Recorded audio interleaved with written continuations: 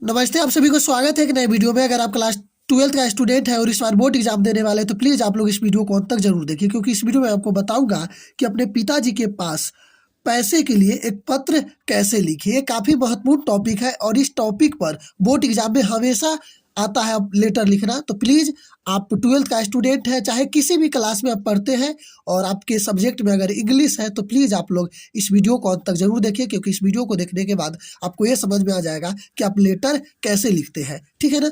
तो देखिए, सबसे पहले लेटर लिखने के लिए क्या होता है, याद रखिएगा।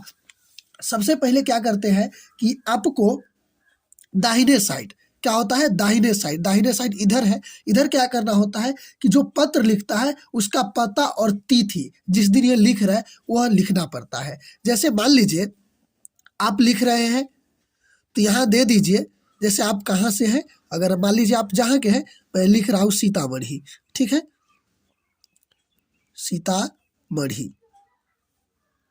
ठीक है ना? अगर कब लिख रहे हैं, तो अगर मान लीजिए आप लिख रहे हैं 31/1/2024 को, तो आप इस तरह से लिख दीजिएगा। ठीक है, उसके बाद क्या कीजिएगा, इधर ये लिख दीजिएगा। याद रखिएगा हमेशा दाहिने साइड लिखना होता है। अब क्या कीजिएगा, जो दाहिने साइड ये लिखने के बाद आपको बात आई बाईं साइड के, तो बाएं साइड क्या कीजिएगा, आप अभिवादन कीजिएगा। क्या कीजिएगा, अभिवादन। जैसे माय डियर फादर, जो भी है वो आपको लिखना होगा। जैसे मैं यहाँ लिख देता हूँ अभिवादन में, इधर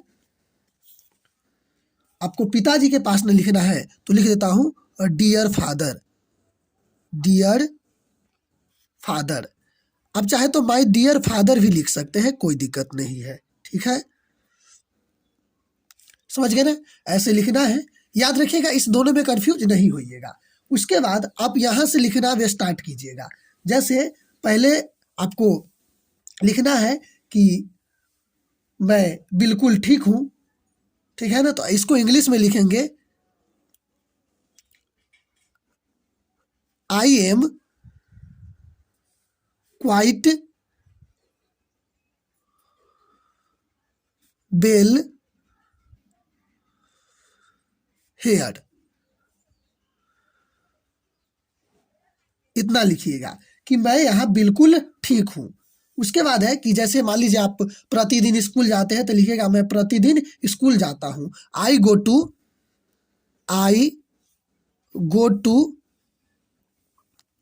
स्कूल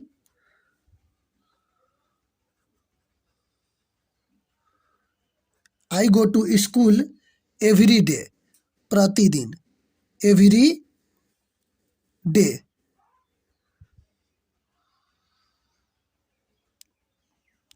और क्वेश्चन इस तरह से रहेगा कि you have to buy some books, write a letter to your father for money. क्या करना है आपको, यानी इसमें रीजन है, इतना तो सब में आपको लिखना है। ठीक है ना? अगर आप किसी भी टॉपिक पर लिख रहे हैं तो इतना लिखना है। अगर फादर के पास लिख रहे हैं या मदर के पास लिख रहे हैं तो इतना लिखना है। ठीक है, तो इसमें कह रहा है कि आपको कुछ बुक खरीदनी है। You have a to buy some books, यानी आपको कुछ बुक खरीदनी है। Write a letter to your father for money, इसके लिए आप अपने पिता के पास एक पत्र लिखे। तो लिख रहे हैं, समझ गए ना? तो every day I am quite well here, मैं यहाँ बिल्कुल ठीक हूँ। I go to school every day, इतना लिख लीजिएगा।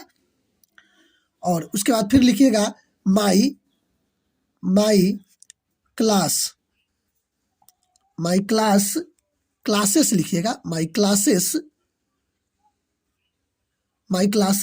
Are going, my classes are going well.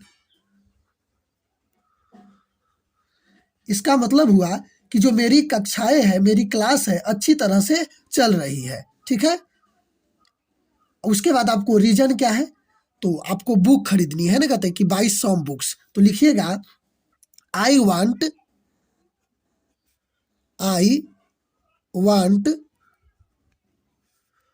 To buy some books, some books. क्या करना है कि मैं कुछ किताबें खरीदना चाहता हूँ, समझ गए ना।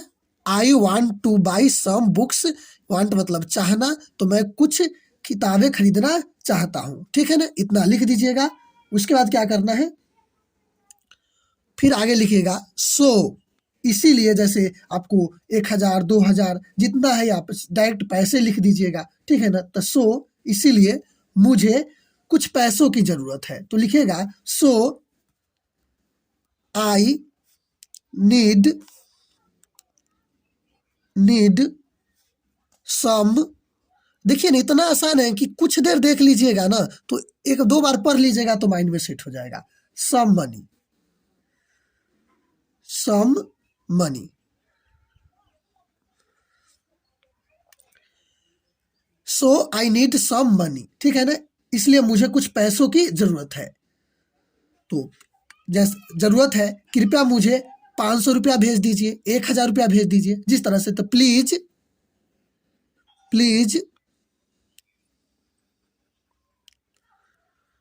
Send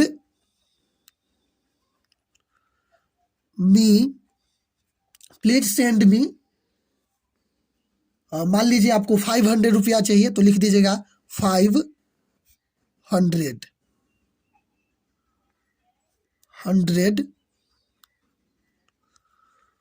rupees.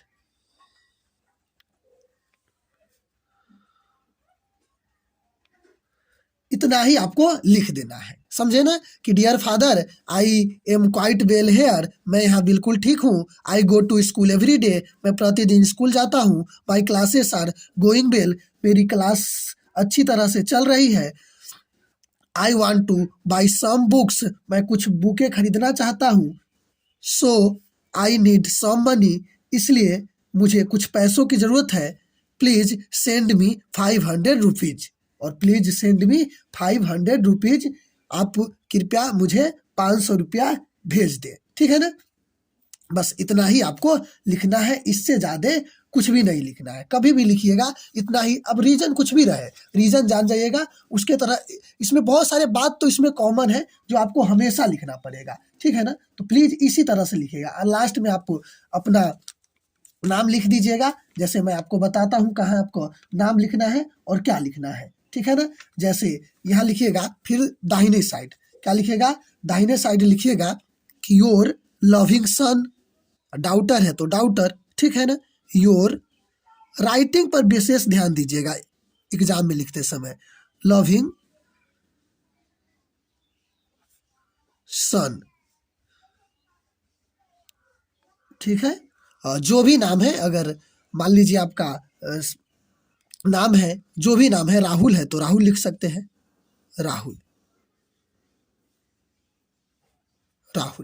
इस तरह से आप लिख सकते हैं, ठीक है ना। क्योंकि पिताजी के पास लिखना है तो आपको पूरे एड्रेस नहीं लिखना है कि Rahul class 10th class 12th, इस तरह से आपको लिखने की कोई ज़रूरत नहीं है। और यह ना कि पिताजी के नाम, ये सब नहीं लिखिएगा, क्योंकि आपको पता है, आपको पिताजी को तो पता होना चाहिए कि राहुल कौन है। तो सिर्फ राहुल या कुमार लिख सकते हैं, कोई दिक्कत नहीं, या राहुल लिख दीजिए, जो भी टाइटल लगा सकते हैं, नहीं भी लगा सकते हैं। तो आई होप कि आपको लेटर लिखने आ गया होगा, और आप 1-2 बार पढ़ लीजिएगा तो समझ में आ जाएगा। तो मुझे उम्मीद है कि आपको यह वीडियो अच्छा लगा होगा, और अच्छा लगा तो वीडियो के लाइक, और नया तो चैनल को सब्सक्राइब जरूर करिए। तब तक के लिए इस वीडियो के खत्म करते हैं। जय हिंद, जय भारत।